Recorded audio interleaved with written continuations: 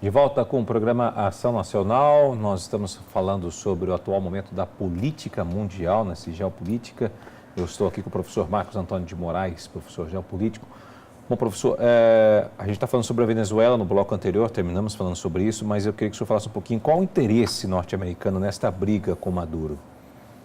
Por que ele está no meio? Sem dúvida nenhuma, ali existe a maior reserva de petróleo do planeta Terra por país. A Venezuela possui a maior reserva de petróleo do mundo. Por enquanto, o mundo continua dependente do petróleo. O petróleo tem muitos derivados que a indústria, os polos petroquímicos necessitam. E, em segundo lugar, é colocar, evidentemente, ordem dentro do seu quintal, não permitindo a entrada de um intruso, como é o caso da Rússia. Mas ela se preocupa tanto assim com a Venezuela? Não. As maiores pequeno, se preocupassem. Totalmente é verdade, obsoletas, é verdade. Nunca, isso que é interessante. Os Estados Unidos não invadiu ela por quê até então? Pois é. Existe um ditado que fala assim: na casa do ferreiro, o espeto é de pau. Eu não vou me preocupar com a América Latina. Eu sei que a América Latina está sob meus olhares, sob a minha fiscalização e não terá coragem de se voltar contra mim. O que aconteceu no passado já aconteceu. Eles não vão fazer isso outra vez, porque o que aconteceu em 59 e 60, Cuba e União Soviética se alinhares, ocorreu exatamente que com o fim da União Soviética, Cuba naufragou, ninguém vai querer passar por isso. Então, eu estou tranquilo com a América Latina, sossegado, não vou mexer. Minhas maiores preocupações, como eu disse, Coreia, China, Irã, Rússia. Minhas maiores preocupações são essas. Descuidou da casa, o tempo passou, a Venezuela anunciou a aliança bolivariana. A Venezuela anunciou o socialismo do século XXI através do Chávez e isso perturbou planos dos Estados Unidos em estabelecer inclusive a ALCA na América Latina, porque a Venezuela teve aliados como o Brasil, como o Paraguai do Bispo Lugo, o Brasil do PT, a Bolívia e o Equador. Evo Morales, né? Evo Morales na Bolívia e Rafael Castro no Equador. Então ele conseguiu muitos correligionários. Eu diria que os Estados Unidos, ele, na verdade, cochilou. E a onda vermelha tomou conta da América do Sul e alguns países da América Latina sob as bênçãos de Fidel Castro, e isso a partir da década de 90. Com a queda do petróleo, com a crise dos Estados Unidos, a partir de 2000, 2008, começam os problemas na Venezuela, principalmente a partir de 2008, com a crise dos Estados Unidos, que é o maior comprador de petróleo.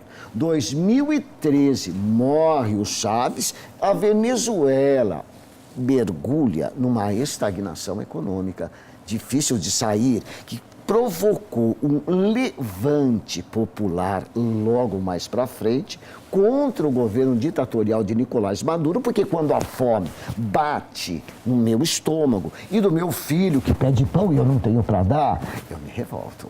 Com certeza. Eu me revolto. Esta foi a situação da Venezuela. Chegou num ponto que é incontornável. É incontornável a não ser que haja uma troca de acordos entre a oposição e o governo. E que Maduro, para a oposição, não vai ter negociação se Maduro não convocar novas eleições. E a última declaração de Maduro é que não convocará novas eleições, que não deixará o poder. Isso é problema. Como eu disse, difícil de ser contornado. E o Brasil onde fica nessa história? Porque o governo atual é contra, né? O governo atual é a favor de Juan Guaidó. Todo o grupo de Lima é a favor de Juan Guaidó. São 50 países, né, que estão apoiando ele. E são 50 países que apoiam. E são contrários e falam que essas eleições foram ilegais realmente. Agora, a meu ver, existem dois países da América do Sul que não é só contra. O problema é que são favoráveis a tudo aquilo que os Estados Unidos fazem. Colômbia e Brasil. O Brasil já fez até declarações de amor para os Estados Unidos, coisa que nós nunca fizemos. Eu amo esse país. Porra, não precisa falar que você ama esse país. Calma. Esse país vai te cobrar isso. Esse país não tem um apelido de Falcão à toa. E é perigoso isso para o Brasil? Se abrir tanto assim? Eu acredito que sim. Economicamente, a China é um grande comprador do Brasil. Principalmente de soja, principalmente de ferro, commodities. Agora, nesse instante, está em visita na China o vice-presidente brasileiro. E o vice-presidente brasileiro, numa declaração, ele disse para os chineses: eu não quero que a China veja o Brasil como uma loja. Chega lá e compra. Não! O que interessa nesse momento do século XXI é conhecimento, é ciência. Portanto, nós pedimos essa troca de informações, esta troca de conhecimento. Não façam do Brasil uma loja apenas. Quer dizer, eu acredito exatamente que o Brasil está querendo demonstrar no cenário político mundial uma força que ele ainda não tem. Embora a cúpula militar brasileira foi muito clara. Não passaremos, no caso da Venezuela, ou com a Venezuela, de uma ajuda humanitária a nível de fronteira, respeitando a decisão do Grupo de Lima, não entrando em guerra, negociar pacificamente. Negociar pacificamente é a saída de Maduro, desculpem. Sim. Olha, diante, até para encerrar o programa, como é que é a sua visão de futuro diante de tudo isso que nós estamos discutindo aqui, né? Essa questão que nós temos China, Rússia, Venezuela, a gente tem Estados Unidos, Brasil, enfim. O que nós estamos caminhando para onde, hein? Pois é. Eu diria para você que quando a Guerra Fria terminou, as decisões passam a ser muito mais econômicas do que políticas.